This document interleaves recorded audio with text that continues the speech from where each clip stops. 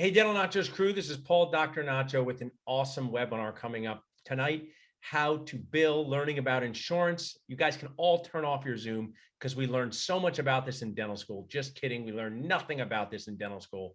Would have been super important if we had figured out some of the most important topics for surviving and thriving in the real world. But that is why we have awesome key resource and sponsor Cosentus tonight, sharing with us dental billing trends in 2021. So if you are a D1, a D44, this is important for you. There are ways for you to manage working with dental insurance in a way that will not drive you nacho nuts, like my friend here, Mr. Grumbly. He represents the executives at Spoiled Guac PPO. And also, how can you can outsource some of your annoyance. So if you are sitting there as an office manager, overwhelmed, a new practice owner who needs team help, Cosentus can help you. So I'm ready for someone from the Cosentus team to join me on the webinar, and we'll get started with our fun sharing of dental billing trends in 2021, the impacts of COVID and changes on the revenue cycle. Revenue cycle, very fancy way for how money gets into your office. All these companies love revenue cycle. I think Kristen named her dog revenue cycle, but it is just basically how money gets into your office. So welcome, Kristen, dental director of Cosentus. I've talked to you before. Love your attitude towards this. Love your can-do attitude to make insurance less nacho nuts. What is the group going to be learning tonight? Yeah, so I mean, dental insurance changes so frequently. So there's some trends, right? We want to go over some dental trends that we've seen in 2021 and that we know are going to continue in 2022 as we're coming up on that very quickly. So that's what we're going to go over today. Awesome. And just share with us, what do you do in your daily life to help dentists cry less on the inside? Sure. So we deal with insurance companies. So the doctors, office managers can hang out with their patients, get to know them, do great treatment. But we make sure that they get paid for it.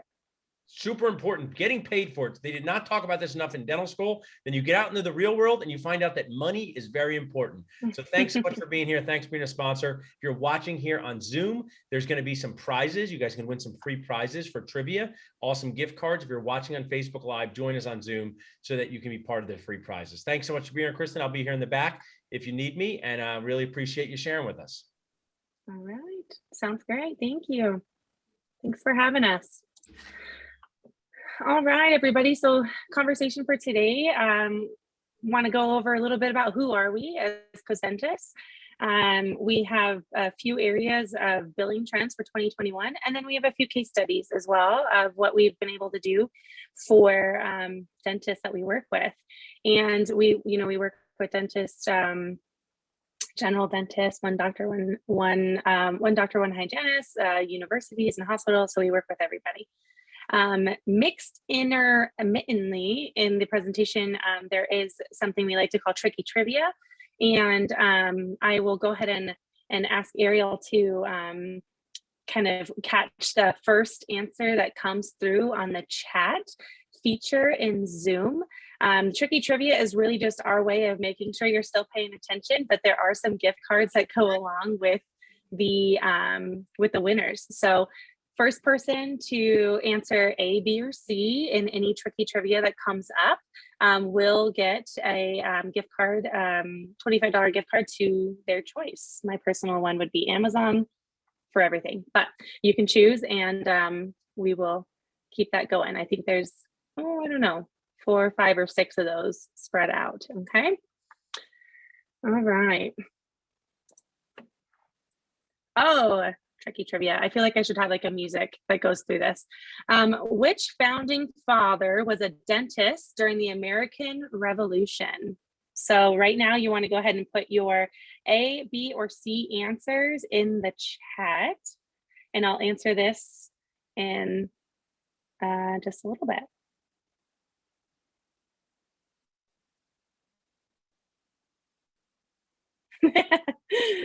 All right, someone's got to get Dr. Nacho out of there because he cheated.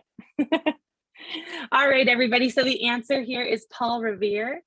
He was the dentist of the founding father, and it is one of Dr. Nacho's favorite. He has all sorts of fun trivia on this founding father, so make sure you ask him about it. All right, a little bit about who are we. So Cosentus. We started as a medical billing company about 25 years ago. We have branched into other services for sure, dental being one of them. Obviously, that is what I do. And we do outsource billing for small, medium, large size practices and groups, and make sure that our clients are getting paid for the work that they're doing. Kind of our claim to fame, if you will, is the industry leading accuracy of 98% clean claim submission. So what that means is we're going to make sure that all attachments are being sent on the first time, perio charting, x-rays, narratives, all the good things. If there's a funky code going out, we're going to make sure that, we confirm with the office before it goes out. We are, take an aggressive approach to AR to get those outstanding claims paid. We pride ourselves on a 98% collection rate. Sometimes when we go live with a client, we can definitely get into the 100%, bringing in the old outstanding AR. And then we are real billers. There's no middleman. We have all employees with our company. All of our billers have a minimum of 10 years of experience. So you have kind of that consultant and biller rolled into one that manages your account. And we're set to scale. So if you're opening up a secondary location, you need some help with credentialing. We've got some people on the bench being trained as we speak, so we can scale with you. And you don't have to worry about hiring, training, or any of those HR headaches that come along with being a business owner. All right, tricky trivia. This is my favorite one. So which animal has the most teeth? A, B, or C for a $25 gift card? I feel like we should do da-na-na-na-na-na-na. This is a problem, Kristen. More people have joined, but my dentist people, they're always so afraid of being wrong, even if it doesn't matter at all. So my now we have more attendees. You can win money for literally doing nothing. How about yes? I see a dental student on there. They need money for anything. So they do. Go into the chat and guess which animal has the most teeth, dog, or dolphin. You have a 33% chance here of being right, right? We have a winner on Facebook.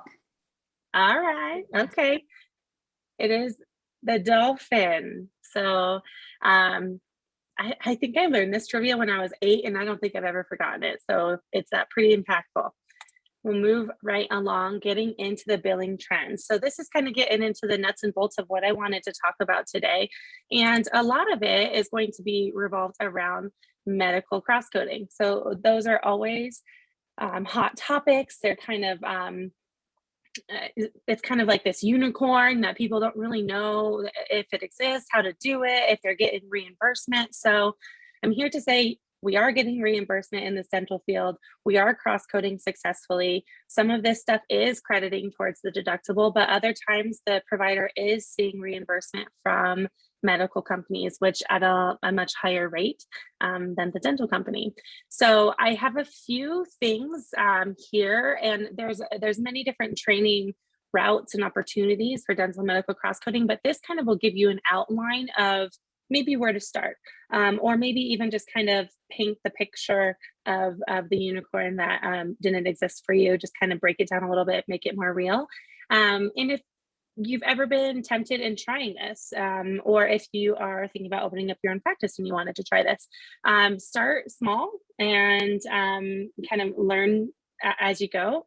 And this slide here is going to go over the coding categories. So with dental, we have a coding category of 1, right? They're the CDT codes. They're called current dental terminology. So these all start with the letter D. They're followed by 4 numbers. So the example of a panoramic x-ray is D0330. This is billed to dental payers from dental providers. And that's simple, right? It's very simple. Medical is not so much. You have then many more codes to be successful to get a medical company to pay. One of those codes is the CPT. It's kind of the equivalent of the CDT, and it stands for Current Procedural Terminology. So this is going to be a level 1 code. So an example of these, they are 5 digits, no letters involved. So the 99215 is a level 5 established patient visit. So it's a consult. And these are off of time frames. So the level 5s go off of how many minutes you're actually seeing the patient, which in dental, that doesn't exist, right? An exam is an exam. It can take 30 minutes. It can take 45 minutes. But in medical, you have to be very, very conscientious of the time frames, the amount of units, and things like that. And that changes the level of the CPT code. So these codes are billed to medical payers, and they are billed to medical payers by dental providers or medical providers. The HCPCS stands for Healthcare Common Procedure Coding System. So these are primarily used for billing medical supplies and equipment. So TMJ appliances or sleep apnea or any of these types of appliances and materials, appliances, you can bill to get reimbursement for your patients. And some of these you'll see do credit towards the deductible of the patient, but if they've been satisfied, you'll see reimbursement. And then some plans, medical plans are just the same as dental. Some plans, you don't have to satisfy the deductible to see reimbursement, and some plans you do. So you just kind of have to check into that, just as we do with dental insurances. So the ICD-10 stands for the International Class of Disease. And so this is the narrative. So this is probably my favorite thing when it comes to medical cross-coding, is that in dental, we have to write kind of a novel, right? We had to say distal lingual fracture to get any sort of crown paid, or recurrent decay, or sufficient tooth structure, or many, many things to get a narrative to get a claim paid. And then a lot of times we have to then send an appeal with a more detailed narrative. While in medical, the ICD-10 codes kind of take the place of the narrative. So an example is on the screen here, it's K01.1. That means impacted teeth. So that will take the place of saying, this code, or I'm billing out this surgical code because it was impacted into the bone, partial bony, partial, completely bony, partial bony. So with this, the ICD-10 is the only set of codes. There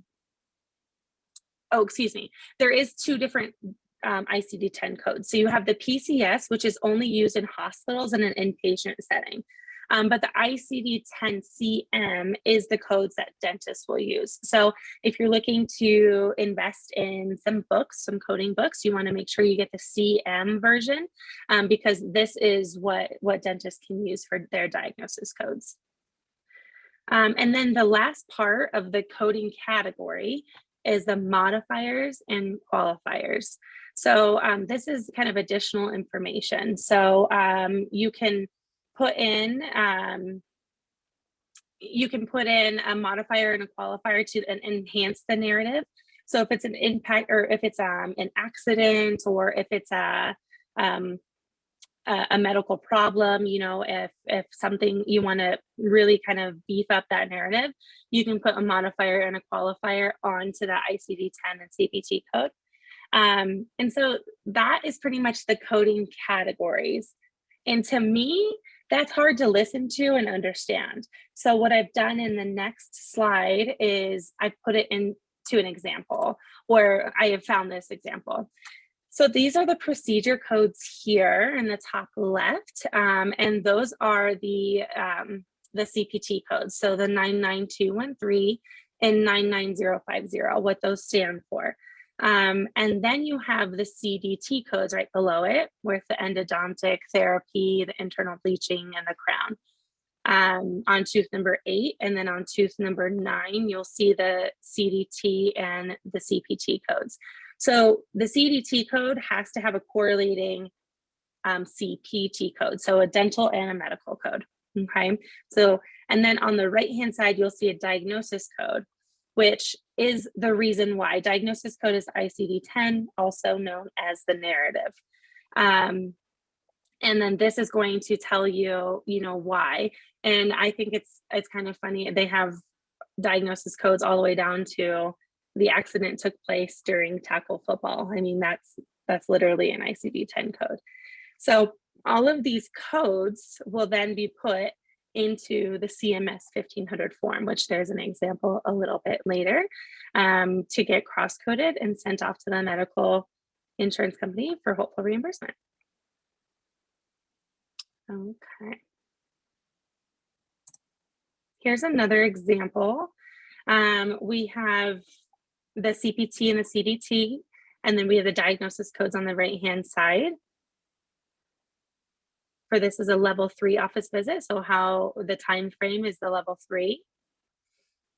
The removal of impacted tooth, completely bony, and then the closure of laceration, so even the sutures, and the diagnosis codes. So why was this necessary? Cracked tooth, abscess in the mouth, causing patient acute pain, disturbance in tooth eruption, and impacted teeth. So instead of writing all of that out in a paragraph, you simply put those 5 ICD-10 codes. Okay, now I've talked about a lot of codes, right? Where do those all go? So in the next slide, I think this kind of does a really nice job of tying it together. And I'm sorry if this is a little bit small for everybody to see, but you'll see the CMS 1500 claim form on the left, and then the dental claim form on the right, medical claim form on the left, dental claim form on the right. Down in here, in the bottom section is where you're going to be listing the CPT and the ICD-10 codes and the modifiers and the units and the diagnosis pointers.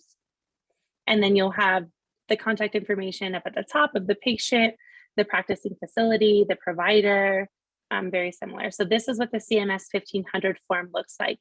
Medical insurances have to have their claims on this claim form. They will not process a claim on a dental claim. You won't see any reimbursement for that. Okay. All right. So the next thing, we talk to with our clients is if they do have, we kind of do an audit for them. If they do have procedures that we see are getting reimbursed by medical insurances, and it is more than a few a month, what we would talk to them about is leveraging some technology to send those claims off medically, as we do with dental, right? It's a game changer. We don't want to send claims through the mail. We don't want to go backwards 10 years, 15 years. So we would have them invest in a medical clearinghouse. And so what this allows us to do is send these claims off electronically on the CMS 1500 form. The big practice management softwares do integrate well with these medical clearinghouses. So very similar to how the dental ones work, it's a third party and integrates into the software. These are, sorry, I just see a question coming through, so it's distracting me just a little bit, but I'll get to that one in just a second, Ariel. So the inexpensive, they typically are inexpensive. It's a monthly cost. And if you are mailing these claims, you're going to see a lot higher success rate and reimbursement. So it is definitely worth the investment and research into the different clearinghouses that you can use. So I'm just going to open up the chat here and see if I can answer that question. Sure. So the question from Facebook is, how do you help dentists understand how to make their chart notes sufficient to aid in fully billing out for all applicable codes? So I would first recommend a standard chart note. So you want to make sure that you have a template so that you're putting in every single procedure. And then what you want to do is take one tooth at a time, the what, where, when, why. So we can help them understand the most descriptive narrative when it comes to this. And then also I think maybe this question is more towards medical. We can let them know that the time, the materials being used, how many units are being used. So the main differentiators between medical and dental billing are those top things. So when we do see a code that can be cross-coded, then what we do as a company is we have weekly meetings with our clients and we go over that reimbursement and where we can improve their collection rate. So we kind of just analyze those claims on a weekly basis. So hopefully that answered your question. If not, you can always reach out to me via email and I can dive in a little deeper. All right. So then dental medical cross-coding, continue to learn. There's a ton of online courses, really great courses that you can use and have your front team and learn. And also the textbooks, you can invest in a cross-coding book. There's many of them out there. And you can even look it up by CDT code. So you can say, I have a cone beam scan. I'm going to look up that dental code. And then you can go to that page and it will tell you the modifiers. It'll tell you the CPT codes. And that's a really good base to start with. You'll learn more as you go with certain insurance companies, as we did with dental, of course. But that's a really good reference point and a good place to do it. And nowadays, they even have those textbooks in an app version, so you can pull it right from your phone. Also, there's a ton of great peer groups, really awesome people that have been seeing success in the medical cross-coding division. So highly recommend, networking and joining into some of those peer groups and learning more about that. Of course, you can always reach out to us here at Cosentus. We love to talk medical billing all the time. And when I say we, I probably mean, just me, but it is an interesting topic. So, and then I think the fourth thing that we would bring to the table about dental medical cross-coding is it's not necessarily beneficial for all general practices or dental practices. You have to do certain procedures and you have to have kind of a quantity of them before you'll even see some reimbursement. And it's possible that, you would look into being credentialed with a medical insurance if you are in an area where you see high Medicare rates or something along those lines. Being credentialed with a medical insurance will then also help your reimbursement opportunities. So, okay. So if you guys are all still with me, we've got tricky trivia. So which was the first historical reference to dentistry? The Sumerians, 5000 BC, Renaissance, 1540 AD. There is a question, will the medical carriers credential a general provider? Yes, they will. Yep, you can be credentialed with a medical carrier as a general dentist, excuse me. Industrial Revolution, 1890.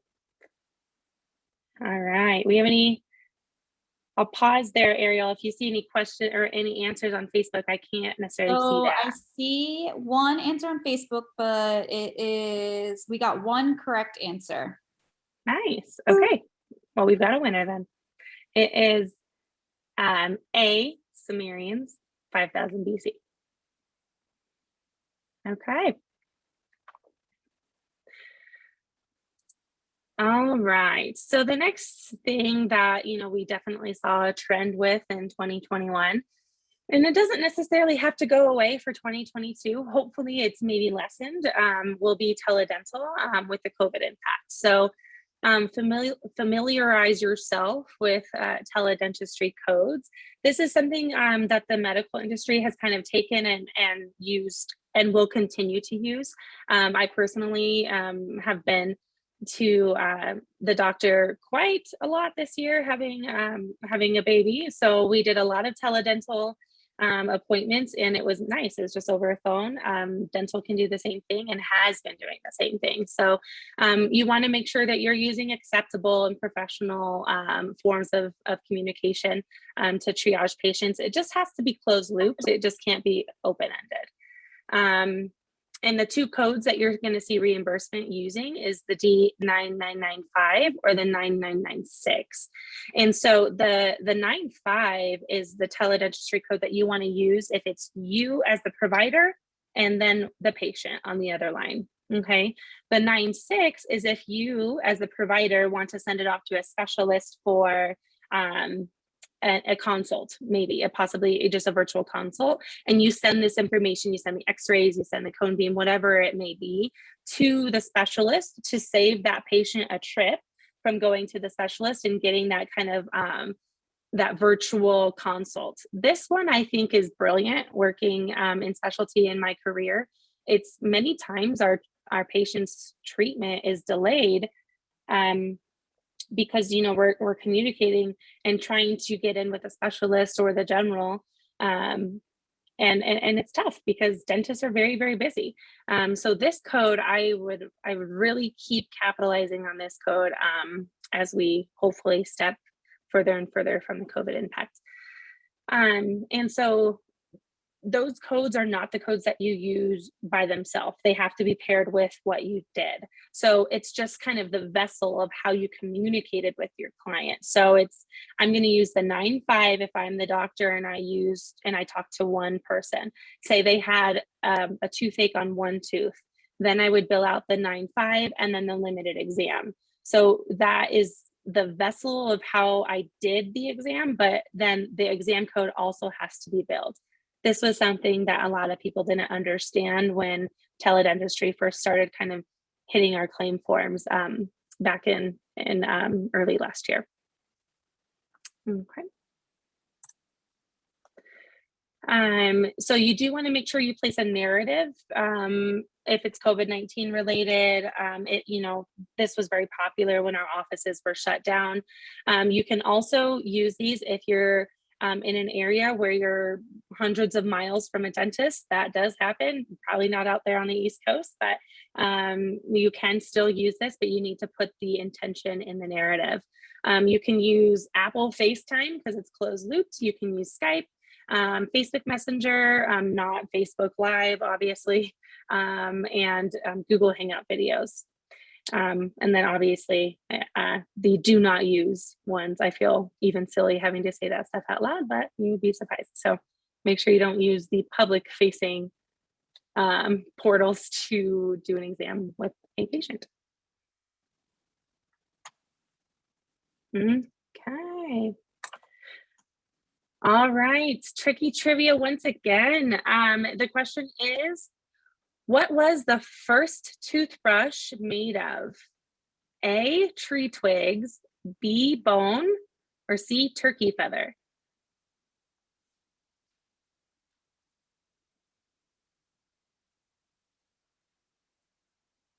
Okay. One answer on Facebook, but if anyone, we got someone in the chat. Perfect. All right. Well, I'm going to call it because I know that that's the right answer. So it is A, tree twigs, which, I mean, I think it makes sense. I'd rather use a tree twig than bone for sure. So, okay. Hey, Kristen, can you hear me? Yeah. Hi, Steve. Sorry about that. This is Steve. Hey, everybody. My name is Steve Morley from Cosentus. I had some technical difficulties here, but I wanted to chime in and give you guys some fun facts about our trivia. Going back to the first question, the dolphin, they do have the most teeth of those animals, and they have 240 teeth. So for all you dentists out there, that is a lot of opportunity to fill in those cavities. So I take a look at seeing them as your patients. And then also, when it comes to toothbrushes, the first one with bristles was invented in China in the 15th century, and it was made of animal bone, bamboo, and hog hair. So safe to say it was a pretty firm toothbrush. Well, thanks, Steve. I mean, the dolphin one gets me every time, but the bone, I get it, but I don't think I would do it. I mean, back in the day, maybe I would have, but. All right. Great. So another trend that happened in 2021 and 2020 is simply outsourcing the revenue cycle. So I can, this one's obviously close to home here with Cosentus. We have had one of the biggest years that we've ever seen.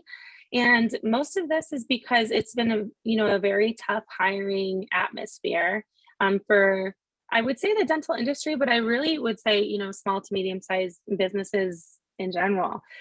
So, we've seen the worst economic crisis of modern times.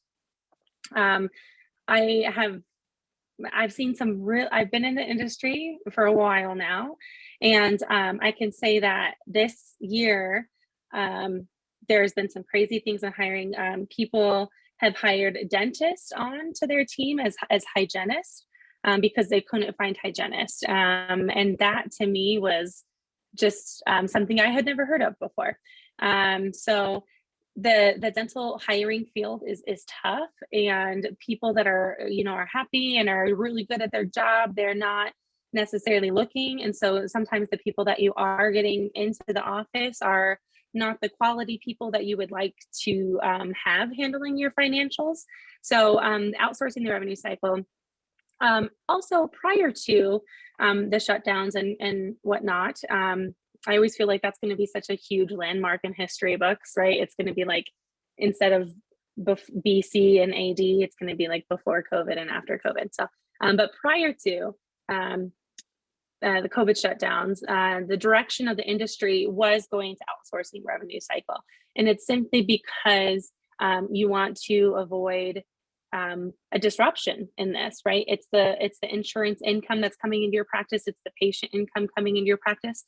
And the medical industry has been doing this for 20, 25 years. So this has been the direction. It was just kind of launched really quickly because of the shutdowns and the hiring atmosphere. With this, it's, brought on better patient care. So with the doctors not having to worry about hiring or training or recruiting and wondering if their claims have been sent, this day or this week, you can focus on what you went to school for, which is patient care, and kind of leave this revenue cycle. This it's a lot of hard work, but it's not what you went to school for. So you want to get that off your plate. That's great. If you also, I think it's very important to have, in the dental industry, you'll find the office managers or somebody that's really strong in dental that's handling this within the dental practice. But those people need to be interacting with your patients. Those people need to be explaining treatment plans and getting them scheduled, and knowing your patients' first names and kids' names and things like that. That's what patients come to you for, is great dental care and to be treated special. And if that rock star in your office is calling insurance companies and submitting claims and posting payments, and they're not actually interacting with your patients, you're going to see a drop in patient retention. You're going to see a drop in production as well. And then, transparency into financials. So a lot of times outsourcing companies, we base our performance off of data and off of financials. So 98% collection rate, you're adjusting off 30% PPO when you really should be around 22%. All of these kind of data focused things is how we measure our success and how we get paid and how we and help the provider out. So many times giving the provider transparency into their financials is really just kind of an added bonus for our clients and our providers, and all outsourced companies do this. And then executive hours are being used to grow. So this is kind of what I was mentioning when you have your rock stars on the phone with insurance companies instead of interacting with your patients. So we want to make sure we get them in the right seat to increase those productions and make your patients feel great. I think I did see, I'm sorry if I'm missing some of these questions, guys, in the chat. I'm just kind of on a roll talking with myself over here. And then it says, one question is, how do you work with the offices to help them understand and communicate potential patient out of pocket when medical is being billed because of the quality of the front office hires? Help them understand and communicate potential out of pocket of medical is being billed. I'm not sure if I quite understand this question, but what we recommend to our clients is to have a very open-ended conversation when we start to bill medical for them. So tell the patients, hey, we're going to bill medical on your behalf. But do keep in mind that it could credit towards your deductible. We could actually see some reimbursement. And so we just want to have that really transparent conversation on the front end of things. And then also, it depends on your standard operating procedures in your practice. Is your team calling and verifying medical insurance and maybe getting those answers for them on the front end? And if they're not, which I wouldn't blame them, medical insurance companies are very difficult to verify benefits for, then just say, you can absolutely ask your provider. There can be some pre-authorization sent with some certain insurance companies, medical, to give you a better idea. But this is the treatment you need. We're going to try to get reimbursement from your medical, and then we're going to try to get reimbursement from your dental right after that. And then the second part of the question was just with the quality of the front office hires.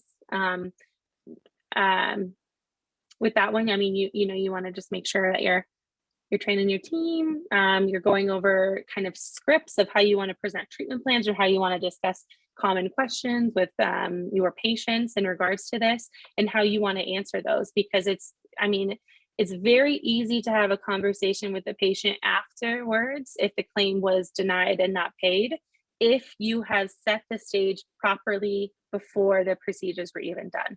So I think that would be my recommendation. And I apologize if I misunderstood that question. Once again, you can just email me or give me a call and we can always go over it. Okay. So this is going into outsourcing that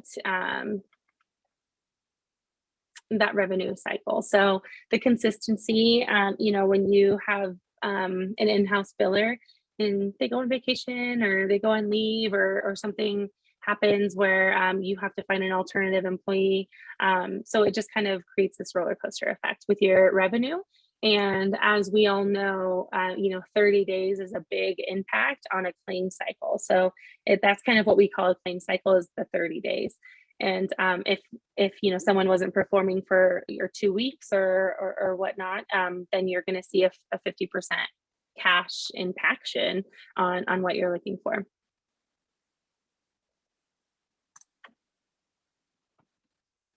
More in regards to outsourcing, and there's all sorts of different questions you want to ask, but make sure that they have accountability measures in place. So do they have weekly meetings with you? Do they show you the data? Are they employees of the company? Are they 1099s? Are they in a HIPAA compliant setting?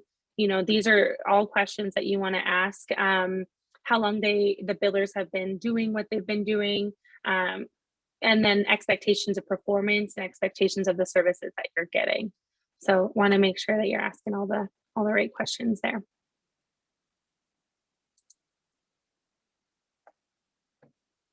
Okay. And this is things that I've already talked about here, and it's growing your revenue. So getting that right person to talk with those patients to get that treatment plan accepted, or is it, the medical? Is it the medical revenue that you're bringing in that you haven't brought in before? So improve productivity with your team and efficiency. So when an outsource company is working with you, and they're streamlining their claims process, so that's what they're doing, you get much better at something when you do it consistently every single day. And enhancing operations. With this, you can attract and retain employees. So what I've seen is when companies do outsource the revenue cycle and they don't need that person that has 10 years of billing experience to get paid, they can use a different type of leader, someone that doesn't have necessarily the dental experience that you're looking for, because that's being taken care of by a professional company. But it can be someone that's really great at creating a team environment, or that's really good at training and developing your team. It can be somebody that managed a completely different industry. And so you can kind of look into management in different aspects of the dental industry if this portion is with a professional service.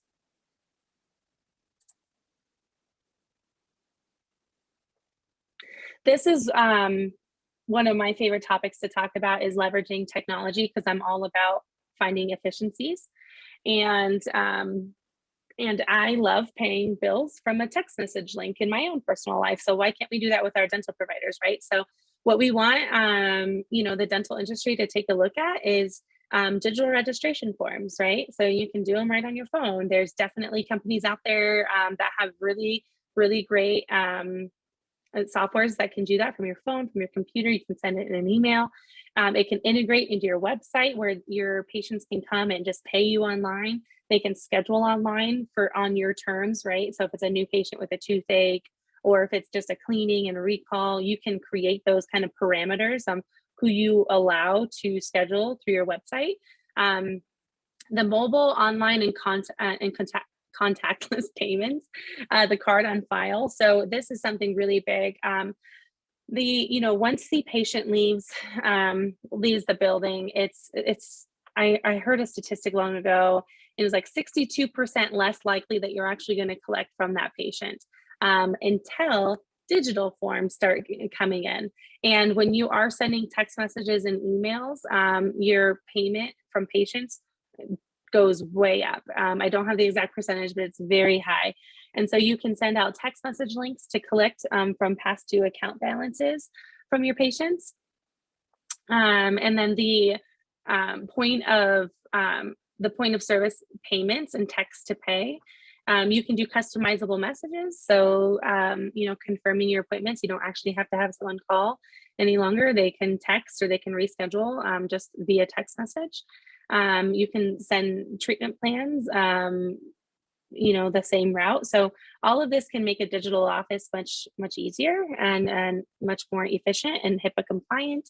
And so this is a great time to look into this. If you are going into a slower season here in December and I know sometimes it's kind of a hit or miss. So the end of the year, you're either super busy because people are trying to use their maximums, or you're super slow because people are on vacation and they're doing family things for the holidays. So, if you do have that downtime, if you find yourself being one of those practices, look into leveraging some of this technology.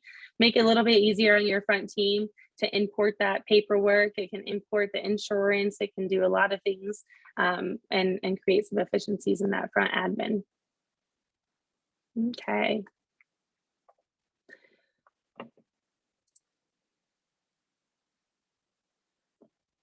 All right. So Steve, you have all the knowledge on the tricky trivia. So I'll leave it to you if you have something else to add on this one. But how wide is the smile on Lady Liberty? A, 20 feet, B, 15 feet, or C, 3 feet?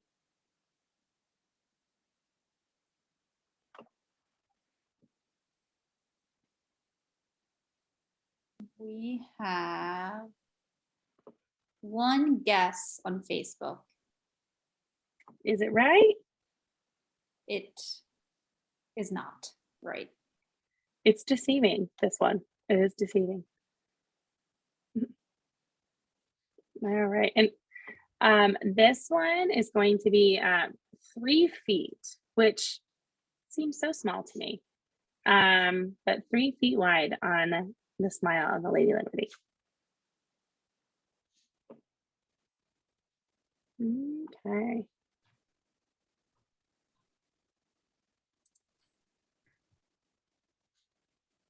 All right. Well, of course, we have, case studies, because we talked about some data earlier of how we measure our efficiency, how we measure our success. So I'd like to just go over one case study with you of what we were able to do for one of our dental clients out on the West Coast. And then I think we should be wrapping up. And of course, I'll stick around for any questions that may remain that I didn't get to. But this particular client, they were having major credentialing issues. There's a couple locations and their collection rate was right around 48%. And a lot of claims, were not being submitted, but the production was being reported. So anyways, we were able to correct their credentialing errors, get them all cleaned up. Their AR was less than 15 outstanding claims, brought in an additional $177,000 and reduced their AR by 60%. I would in about 6 to 8 weeks, because some of the credentialing took a little bit of time to get through. So we captured quite a bit. This is a dramatic swing for this client, obviously. And we continue to make sure that they are maximizing their revenue. In addition, we had just a client the other day, last week or a week ago, where we increased the dollars in their bank account by $86,000 every month. And we've been working with them for 4 months. So some pretty awesome statistics. Obviously there was some outstanding AR for us to go after. And we can make these dramatic differences, but we can also make the subtle differences where we just kind of step in and take this off of your team's plate and allow them to do what they do best with the patients. So yeah, really great statistics we have here, really great case studies, if you will. And I love talking about it, love helping our clients grow and getting them the money that they deserve, the money and the work that they have done. So that is us. So that's myself. You can always connect with me on LinkedIn. And we got Steve Morley here. Unfortunately, he had some tech issues, but also please do connect with him on LinkedIn. He is an expert on all of our services. I'm just dental. That's all me. He's an expert on everything. Kristen, you are very humble. Hey guys, can everyone hear me? Mhm. Kristen, Dr. Goodman, awesome. Yeah, I apologize for what happened before. Yeah, one thing I wanted to add is, first of all, thank you, Kristen, for taking the reins in the beginning as well. You've done tremendous things with our company, with our clients, training all the employees and our account managers to seamlessly integrate with practices across the nation. I really see it as we have two main goals with Cosentus, right? First is to make your life easier, right? Taking all of this time off your plate. A lot of staff members are getting pulled in different directions. We're talking a bunch with office managers that wear 75 hats a day, and it's really challenging for them to focus on the task at hand because they're getting pulled in so many directions with insurance companies, with patients.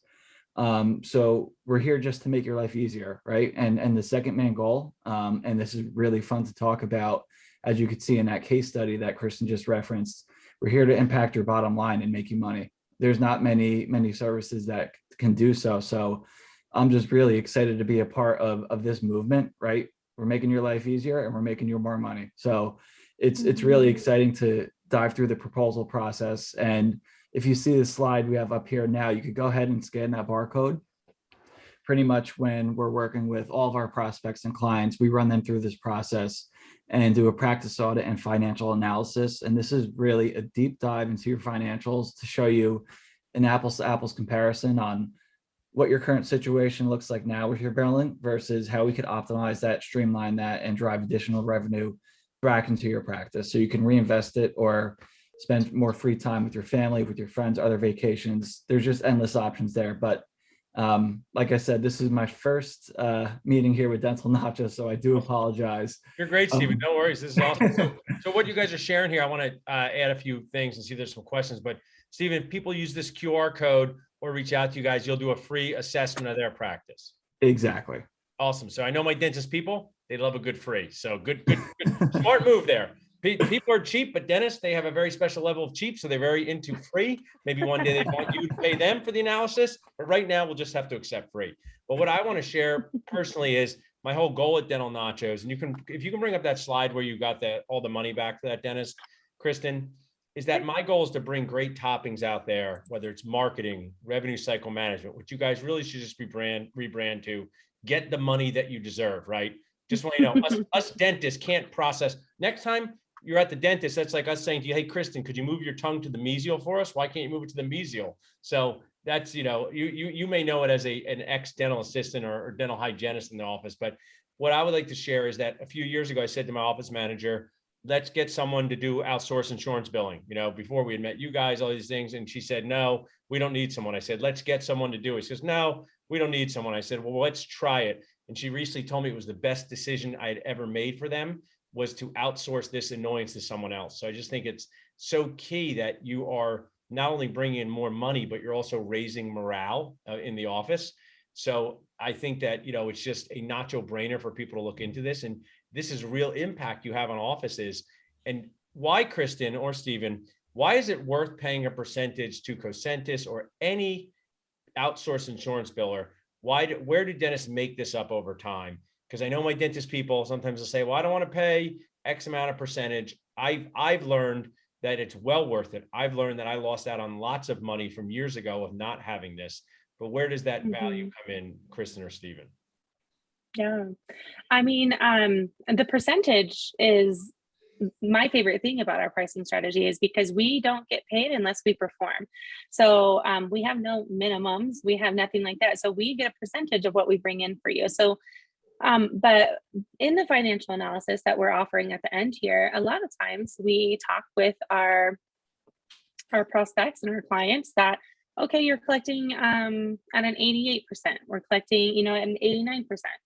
Well, we can get you up to 95, 98% range. We can pay for our services, take 700 of labor hours off, which is something I also look at in the financial analysis of how many labor hours go into this job for your practice. So we can remove that from your labor. You can allocate those resources somewhere else.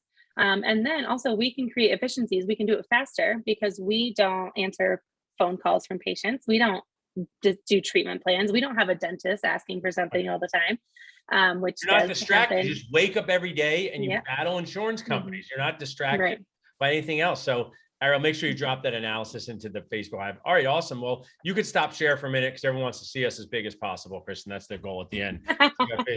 Is it? You guys are fantastic people, fantastic sponsors.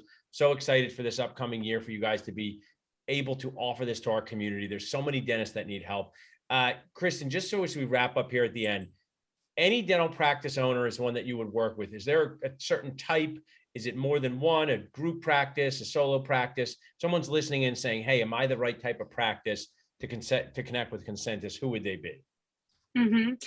Yeah, so it's that one doctor, two hygienist practice all the way up to group practices. You know, we have 5 locations, we have 7 locations. I think the only thing which I love to consult with and I love to help out with are startups. It's something that we don't necessarily take on as a company, but other than that, I mean, it's pretty much what we do is the financial analysis. We see if we can improve any areas and see if it's a good mutual fit, and then we go from there. I love it. You know, we sell practices, we help dentists buy practices. At the end of one seller selling a practice, if there's a lot of merit to cleaning up your AR, getting this in place, it makes it look better to the incoming buyers for so many reasons. So thanks so much for being part of this. I'm gonna say bye to our Facebook Live group, but everyone else stay on here. Awesome. Thanks for the people who hung around in the chat. I said we have an awesome dental student who said this, Kristen, he said, I'm done. I don't have any exams right now, so I might as well tune in and learn something that's actually going to help me in the real world. So you're helping real dental students in the real world. Anybody's here in Zoom and like to chat with us or say anything, let us know. I see some people here. Jano was able to get in. Awesome, Jano. How do you? And Kita, Javier, great. So really great job, Kristen. It's not easy to do this. So give yourself, you know, whatever you like, wine, chocolate, both, have it after this. You deserve it. I will take both. Thank you. Awesome, guys. I don't know if Dan had to jump off, but say bye to Dan. Stephen, we'll get you on face-to-face next time. And Ariel will get this edited on our YouTube page so that we can also share it that way. For sure. Awesome, Kristen. Enjoy. Thanks. Have a great night, everybody. Thanks for having us. Thanks, guys.